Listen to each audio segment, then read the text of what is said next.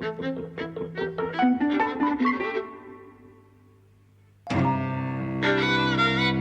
and welcome to Eavesdropping at the Movies. I'm Mike. And I'm Jose. And today we've seen Smile, which is enormously successful already. It's cost $17 million to make, and it's had box office so far of $110 million. It's a horror film. I was kind of looking forward to it. We'd seen the trailer, but I didn't know really anything about it. It's Seth Meyers on his late night show has been using it as a reference recently, which I found quite funny. He gets like things in his head sometimes and just won't stop referencing it. And Smile is the latest thing he's been on about. Why? Well, it's because of the idea. I think the idea is kind of compelling. I don't think you've seen the film. It's just the idea of the creepy smile, and the creepy smile is on the poster and it's in the trailer, and it really is creepy. I think the film could make more of it, but I think like that is initially it's quite intoxicating. It's just this creepy smile on people's faces that suggests, I don't know, possession, madness, whatever it is. That's a fun, creepy idea, and I was kind of looking forward to it on that basis, basically, not knowing anything else about it. I got the sense you were bored quite a lot. I was bored throughout. And actually, the thing is, it's my least favorite genre, right? Yeah. I go see them because I feel I have to, and because recently this has been, I think, arguably the most interesting genre in cinema. But I'm easily scared. I don't like to be scared. I am that person who jumps off their seats and puts their hands in front of their eyes. And this didn't even do that very much.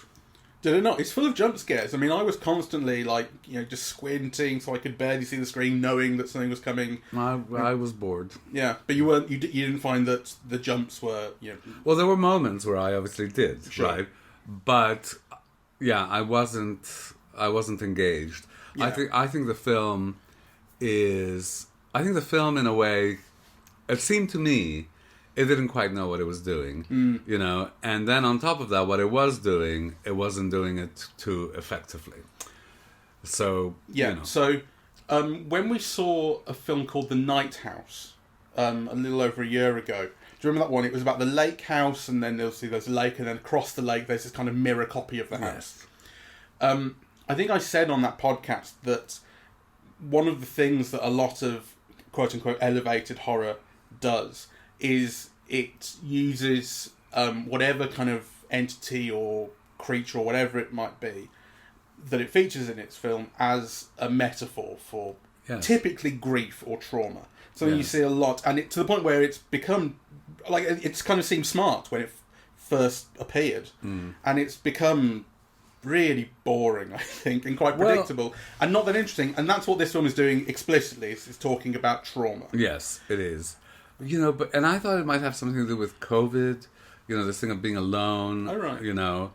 Being indoors and shut in is what causes this monster, right? If you look at the girl's childhood, and then kind of the only way of making sure you're not a danger to anyone else is to stay alone at home. Yeah, I thought it might be related to that. But might have been interesting. Yeah. Of course, it's not doing that. It's not quite doing that. That's right. So, and you think, well, what is it doing? And this is why the film is also very confusing, because initially you think, this film is about a spirit that passes from one person to the other. Mm-hmm. They have to witness something that traumatizes them in order for it to carry on, right? So you think initially the whole thing is about that. But then there's this whole other strand, which is about her relationships with her family. Yeah. Yeah. And the result that it's had on her. So, witnessing her mother kind of going mad and dying as a result of it has obviously left her traumatized, and traumatized enough so that she can't get close to anybody. Right? So the film tries to mix those two lines around trauma. Yeah, they're both kind of events that cause... Yeah, well, this is one of the things I think is confused about the film. The idea of this spirit, demon, evil entity, whatever it might be, is that you witness, and if it sounds like It Follows, it fucking is like It Follows, right, from 2014.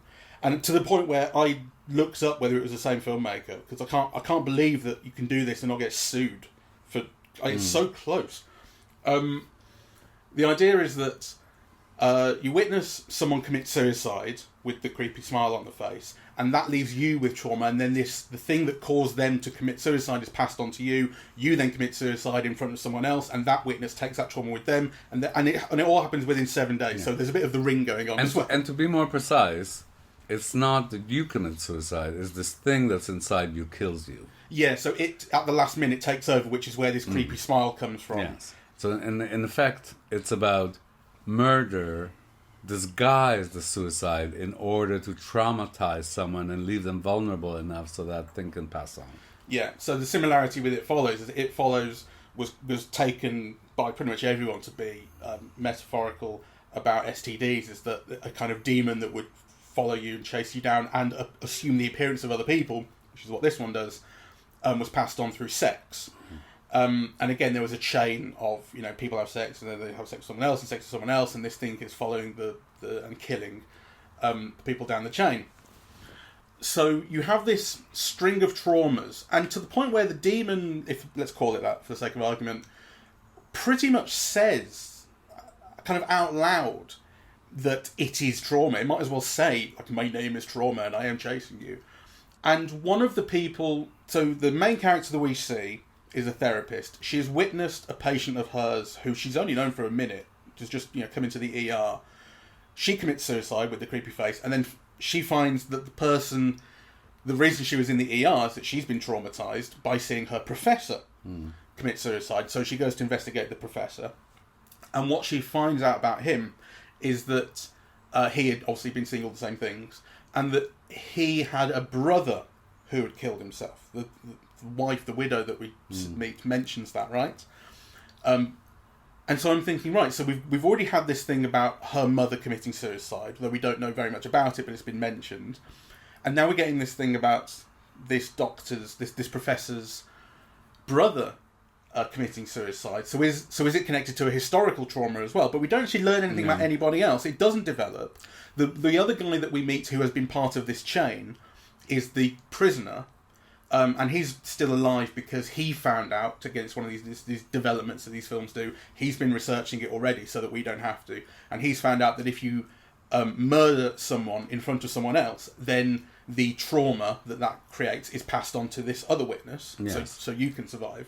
But we don't know anything about his past. We don't know whether he's had some brother who commits suicide and so on.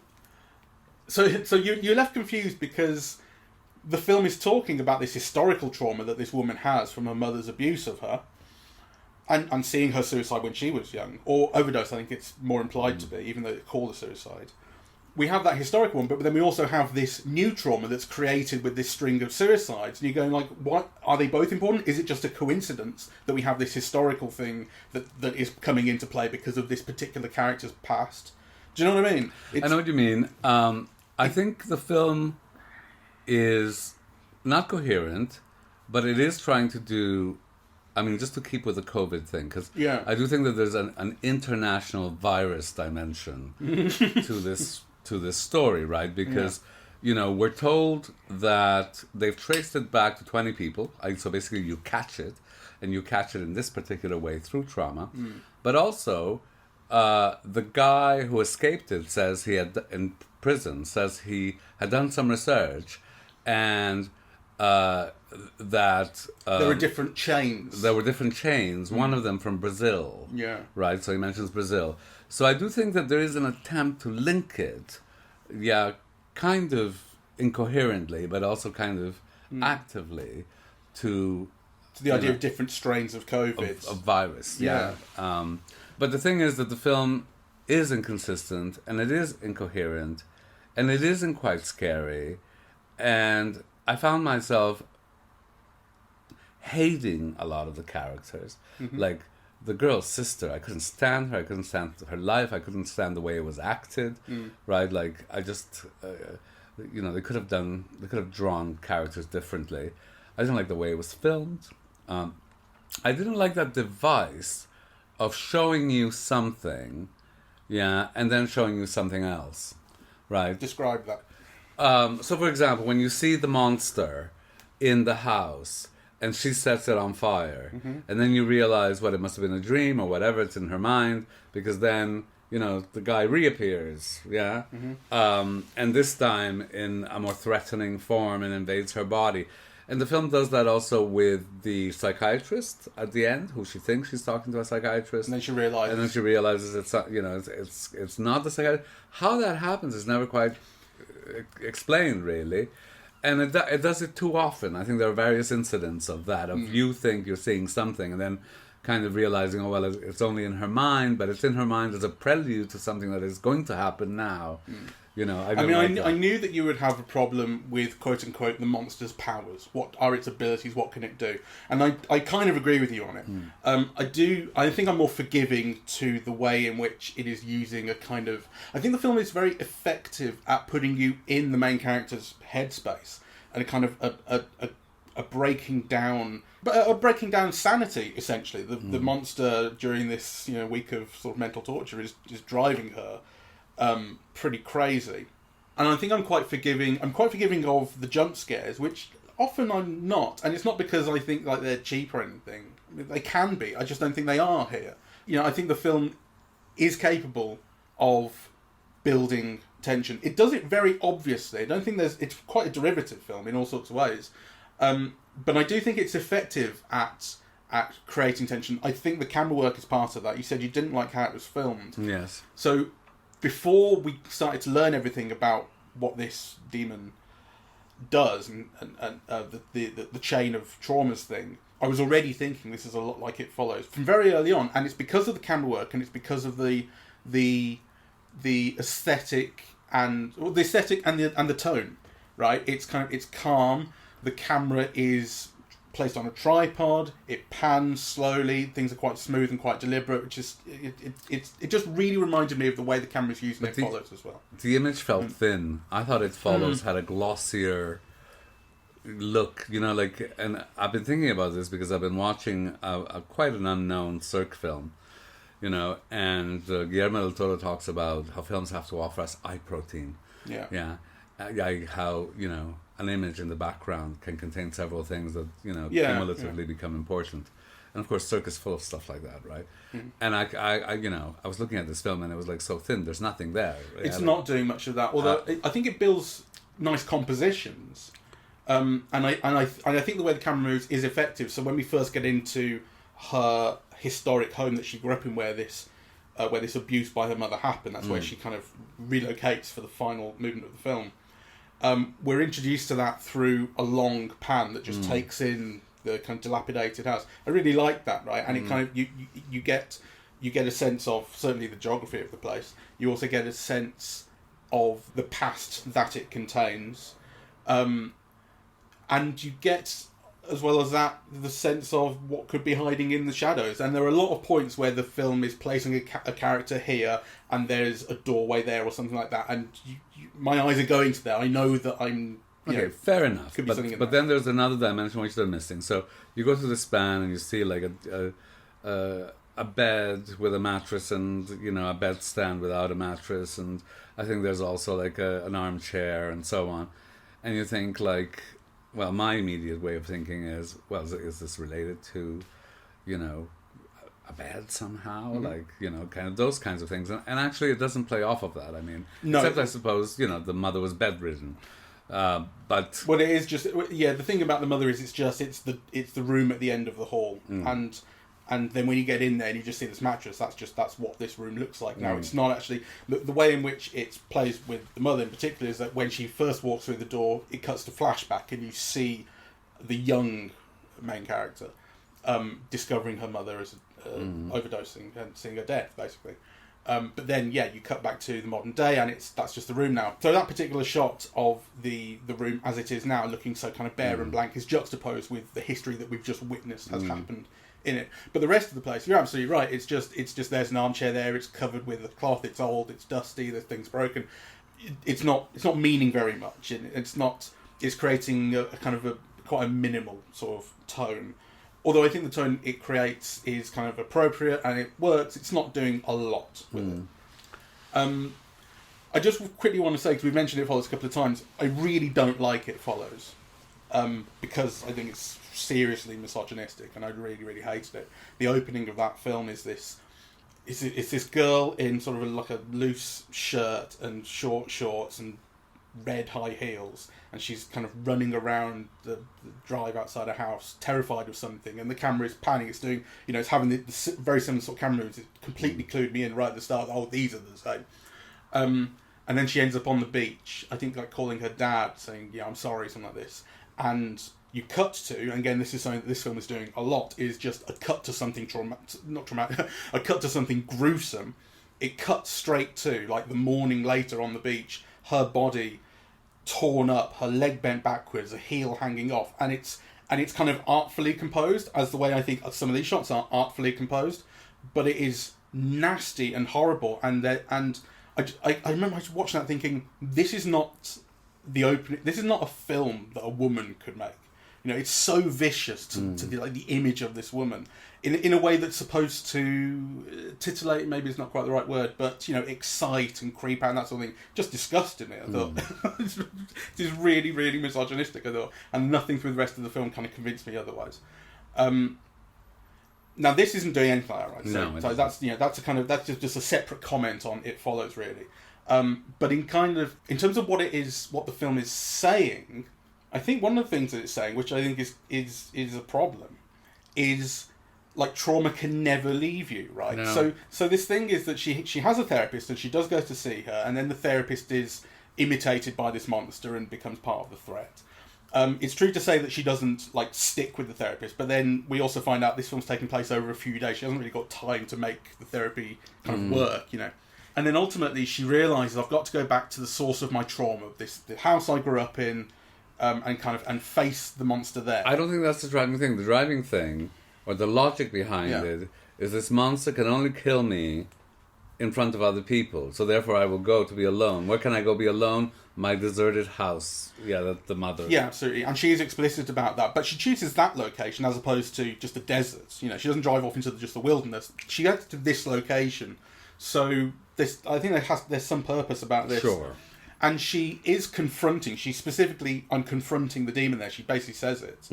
And indeed she does so. And she appears to have defeated it, because there's this thing about the demon saying, she says, "I know this isn't real." The demon's playing her mother.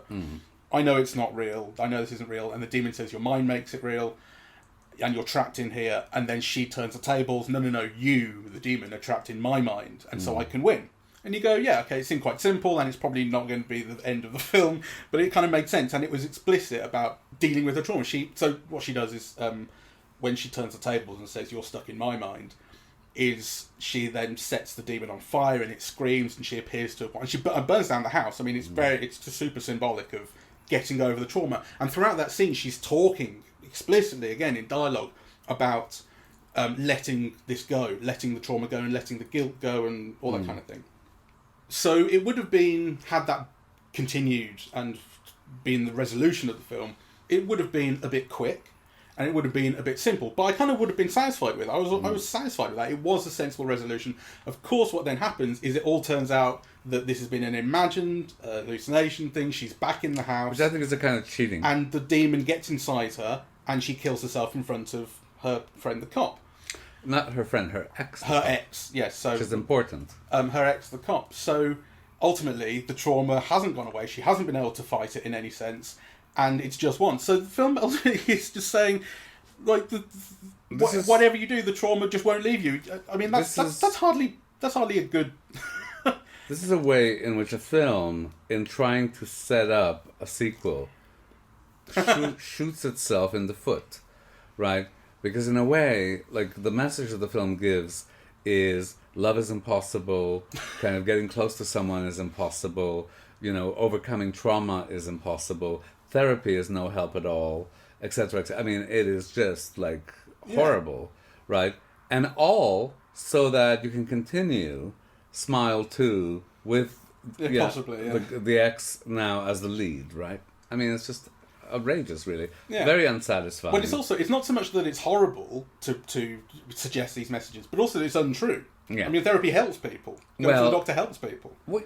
Well, anyway, the point is that it's a very downbeat and cumulatively downbeat on all areas that the film touches on. It's a really almost like kind of, nihilist film. You might as well just kill yourself, really. Like, Yeah, and then it kind of pisses in the audience's face. And actually, then you think, why did she? Yeah, What? So if the film basically is saying none of these solutions are actually an option, yeah, but killing yourself is a way for the virus to stop. Yeah, if you kill yourself alone with no witnesses, then the monster can't pass on to someone else who's the witness to this trauma. So that might be a way of stopping it. So why don't you kill yourself? Yeah, well, I mean, that definitely crossed my mind, but she's hoping to live. Well, she's hoping to defeat the thing. I understand that from the character point of view, but what's the film's point of view on the situation? Yeah. Oh, I see what you mean. Yeah. Yeah, well, that is a question too. Like, you could just kill yourself. Because there's no escaping it. Yeah. I mean, so obviously this is what I see about inconsistencies, because I'm sure the film doesn't think that. But that is the logic to that way of thinking. Well, I mean, I don't think it's an unreasonable interpretation that we've developed. So, and then, like I say, the film ends up pissing in your face after this downbeat ending, as you say, by over the closing credits. It's lollipop, lollipop, it plays lollipop. Yeah, I know. And I mean, I found that such an immature, like that's the way a teenager would end this film. I mean, when I was like making little short things or whatever at university, that's what you do. That's the kind of idea I would have had. Like, isn't that cute? I'll play lollipop. It's so fucking immature and stupid, and it's basically the film like not taking itself seriously. It's come to this extremely downbeat, we thought we'd won but we'd lost ending, and we've seen our main character, who we were hoping would win, immolate herself, and the virus will continue. And then it's, ha ha ha, lollipop, fuck you, basically, from the filmmaker. It's a very unsatisfying film. And one of the things that I found unsatisfying was the casting. What did you make of the casting? I think everyone is pretty mediocre, with the exception of, let me just get her name quickly, Judy Reyes, who plays the professor's widow, that she visits in that one scene, who is best known, I think, probably to everyone. I don't think she's done anything better known than Carla in Scrubs in the first decade of this century. She was great in that, and I think she's very effective here. Yes, I mean, I thought that most of the cast was actually fine. Yeah. Right. Like, I mean, there were a couple that I thought were really poor. That guy who is in the hospital, who ends up kind of. You have this dream sequence where she's stabbing him. Right, the kind of the very safe mentally ill patient. I thought he was very, very poor. But overall, I thought everyone was fine, but no one was charismatic, right? So, I mean, on a $17 million budget, maybe you can't get, like, proper stars, but you could have a more charismatic cast, really, I don't know if I'm describing it correctly, but there was a sense in which kind of you didn't particularly want to see these people. Like kind of they weren't giving you anything to look at, really. So they didn't grab you. That's for sure. So I thought they were technically fine, most of them. Yeah. But very poorly cast in the sense that no one was really truly engaging. I did have a problem with Carl Gollner, who plays Joel, who's the cop ex-boyfriend. I think he is weaker than the other actors. He's doing too much. There are too many kind of tics and facial movements and things in his performance that are there to suggest, unease with something that someone said or disbelief or whatever it might be. And it's just, if he could just calm his face down, it would be a kind of a smoother and less distracting performance. I also have an issue with his whole part of the story, his character this is, because he's the ex-boyfriend cop who ends up back in the main character's life because he's investigated this suicide that she's witnessed right at the start. It's just a coincidence that he happens to have come to investigate this. And then she goes to him for help in investigating previous suicides, following the chain back. I mean, that's where the film actually really starts to pick up for me. We're getting into the detective stuff, learning what this is. Because I think before then it had been a little clueless. plodding. Well, it had been a little plodding. It was kind of setting up mystery and tone, but it wasn't making much of it at this point.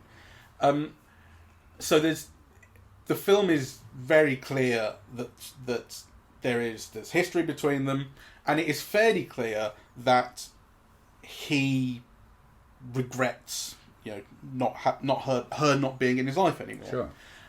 He loves it. Right, which would then explain why he is being so helpful with letting her into confidential police files and so on and so forth. Because I said to you at one point, he must be the worst fucking cop in the world. It's just letting, as far as the police are concerned, a stranger look at these files. But it explains why he would do that. That he still loves her and maybe would hope to get her back. But the film, even though it makes this clear that this is a strand, never sells it through his character, and I don't think it's his fault for not conveying it. I think he's not been asked to convey it, but he should have been. Yes. Do you know what I mean? You need to see through him that he still loves her, as opposed to just his actions. But that's an important distinction. I mean, I think he's fine. Yeah. There were other actors who irritated me. The sister irritated me no end. The acting irritated me. The husband of the sister irritated me because of the way the character was drawn. So, I mean, I think, the casting, the characterization, all of that is, the last nail in the coffin of this film.